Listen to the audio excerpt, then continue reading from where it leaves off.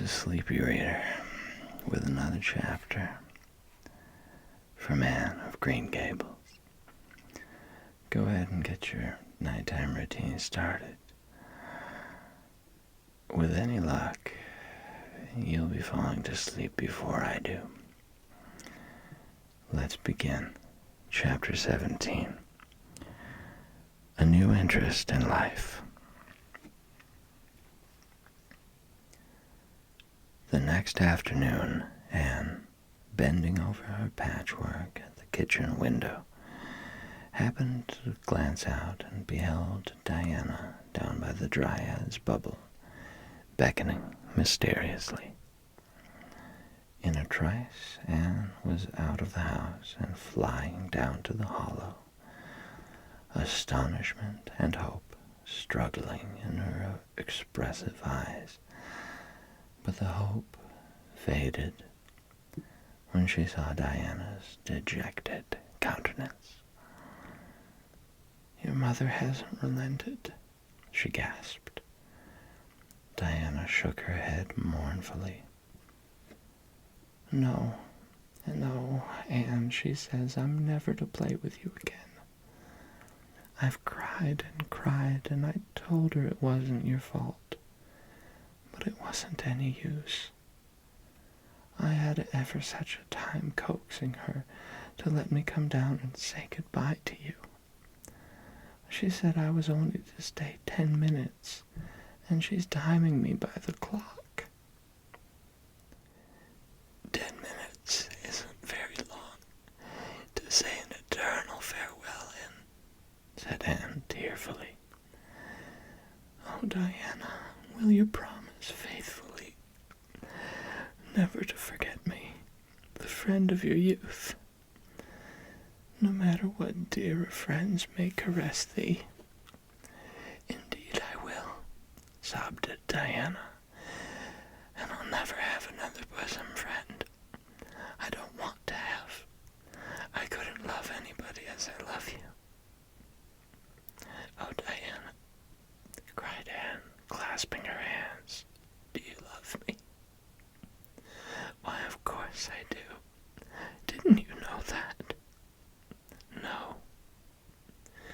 Anne drew a long breath. I thought you liked me, of course, but I never hoped you loved me. Why, Diana, I didn't think anybody could love me. Nobody ever has loved me since I can remember. Oh, this is wonderful. It's a ray of light which will forever shine on the darkness of a path severed from thee, Diana. Oh, just say it once again.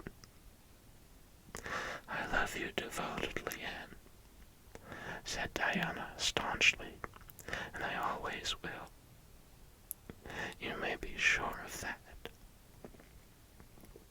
And I will always love thee, Diana, said Anne, solemnly extending her hand. In the years to come, thy memory will shine like a star over my lonely life, as that last story we read together says. Diana, wilt thou give me a lock of thy jet-black tresses in parting to treasure forevermore? Have you got anything to cut it with? Queried Diana, wiping away the tears which Anne's affecting accents had caused to flow afresh, and returning to practicalities. Yes, I've got my patchwork scissors in my apron pocket, fortunately, said Anne. She solemnly clipped one of Diana's curls. Fare thee well, my beloved friend. Henceforth, we must be as strangers, though living side by side. my heart will ever be faithful to thee. Anne stood and watched Diana out of sight, mournfully waving her hand to the latter whenever she turned to look back. Then she returned to the house, not a little consoled for the time being by this romantic parting. "It is all over," she informed Marilla. "I shall never have another friend. I'm really worse off than ever before, for I haven't Katie Maurice and Violetta now. And even if I had, it wouldn't be the same. Somehow, little dream girls are not satisfying after a real friend. Diana and I had such an affecting farewell down by the spring. It will be sacred in my memory forever. I used the most pathetic language I could think of and said thou and thee. Thou and thee seem so much more romantic than you. Diana gave me a lock of her hair, and I'm going to sew it up in a little bag and wear it around my neck all my life. Please see that it is buried with me, for I don't believe I'll live very long. Perhaps when she sees me lying cold and dead before her, Mrs. Barry may feel remorse for what she has done, and will let Diana come to my funeral.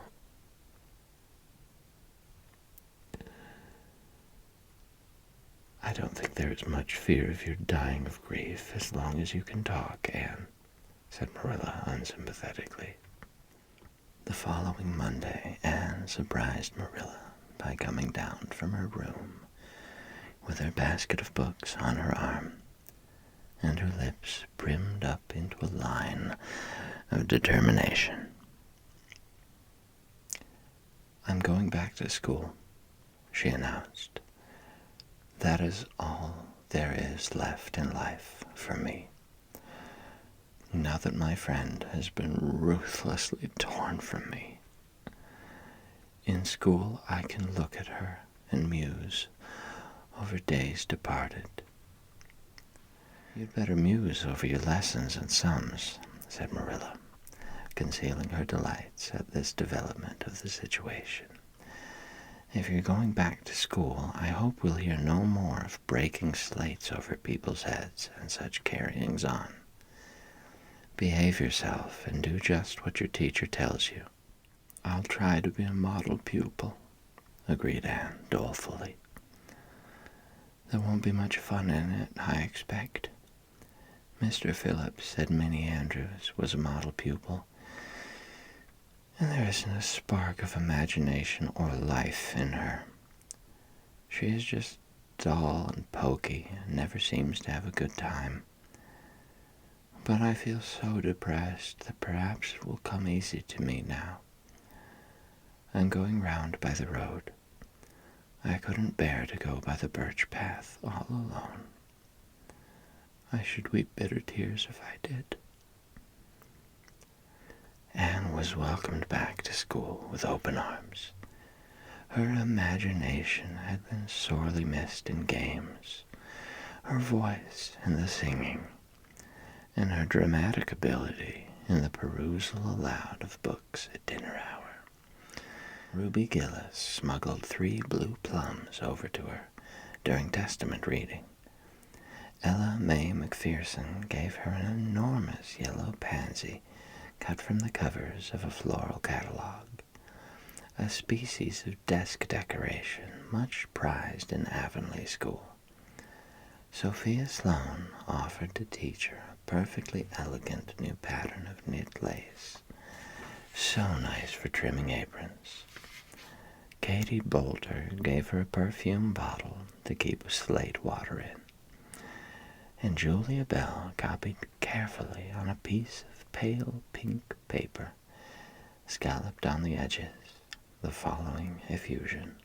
To Anne, when twilight drops her curtain down and pins it with a star, remember that you have a friend, though she may wander far.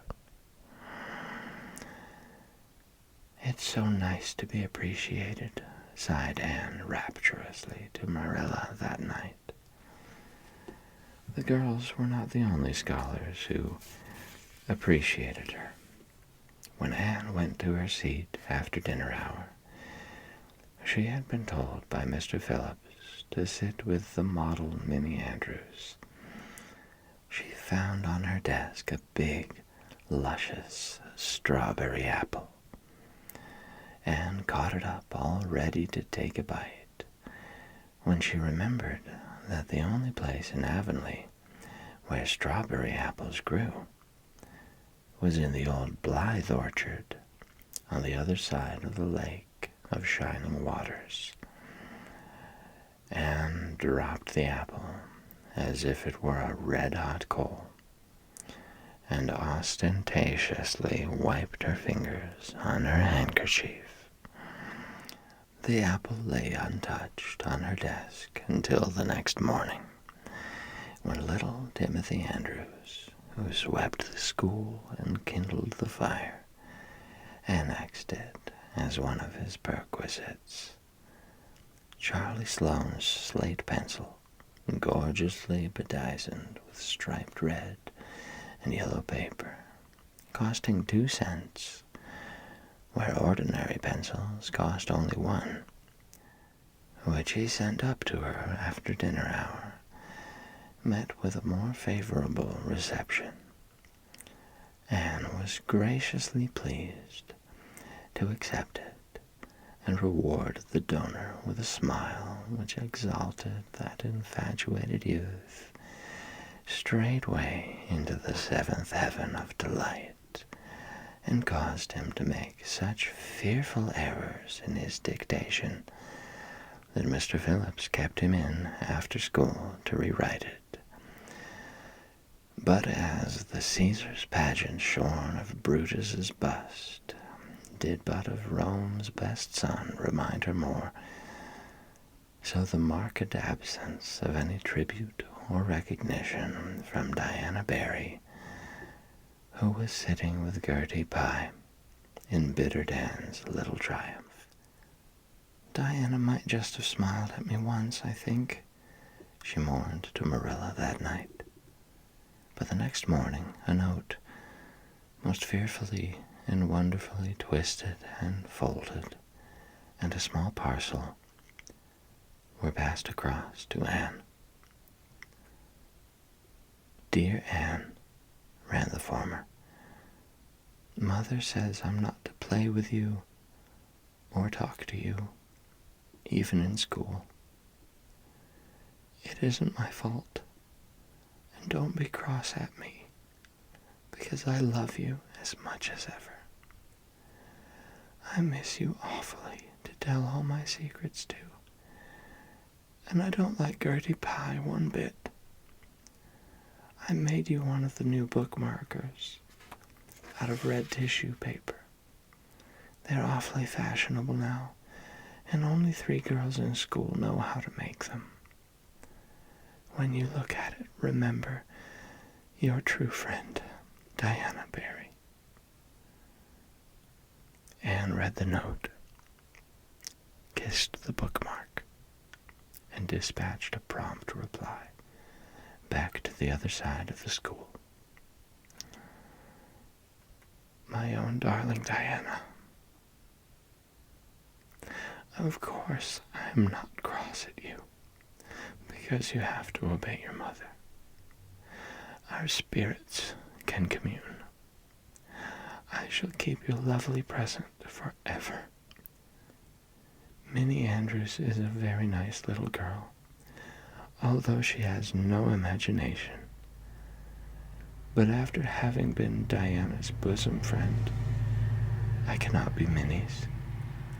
Please excuse mistakes, because my spelling isn't very good yet, although much improved. Yours until death do us part. Anne, or Cordelia, Shirley. P.S. I shall sleep with your letter under my pillow tonight. A. or C.S. Marilla pessimistically expected more trouble since Anne had again begun to go to school. But none developed. Anne caught something of the model spirit from Minnie Andrews. At least she got on very well with Mr. Phillips thenceforth. She flung herself into her studies, heart and soul, determined not to be outdone in any class by Gilbert Blythe. The rivalry between them was soon apparent. It was entirely good-natured on Gilbert's side, but it is much to be feared that the same thing cannot be said of Anne, who had certainly an unpraiseworthy tenacity for holding grudges. She was as intense in her hatreds as in her loves. She would not stoop to admit that she meant to rival Gilbert in schoolwork, because that would have been to acknowledge his existence, which Anne persistently ignored. But the rivalry was there, and honors fluctuated between them. Now Gilbert was head of the spelling class. Now Anne, with a toss of her long red braids, spelled him down. One morning Gilbert had all his sums done correctly, and had his name written on the blackboard on the roll of honor. The next morning Anne, having wrestled wildly with decimals the entire evening before, would be first. One awful day they were ties, and their names were written up together. It was almost as bad as a take notice, and Anne's mortification was as evident as Gilbert's satisfaction. When the written examinations at the end of each month were held, the suspense was terrible. The first month, Gilbert came out 3 marks ahead. The second, Anne beat him by 5. But her triumph was marred by the fact that Gilbert congratulated her heartily before the whole school. It would have been ever so much sweeter to her if he had felt the sting of his defeat. Mr. Phillips might not be a very good teacher, but a pupil so inflexibly determined on learning as Anne was could hardly escape making progress under any kind of a teacher. By the end of the term, Anne and Gilbert were both promoted into the 5th class and allowed to begin studying the elements of the branches, by which Latin, geometry, French, and algebra were meant. In geometry, Anne met her Waterloo. "It's perfectly awful stuff, Marilla," she groaned. "I'm sure I'll never be able to make head or tail of it. There is no scope for imagination in it at all. Mr. Phillips says I'm the worst dunce he ever saw at it. And some of the others are so smart at it. It is extremely mortifying, Marilla. Even Diana gets along better than I do. But I don't mind being beaten by Diana. Even although we meet as strangers now, I still love her with an inextinguishable love. It makes me very sad at times to think about her. But really, Marilla, one can't stay sad very long in such an interesting world, can one?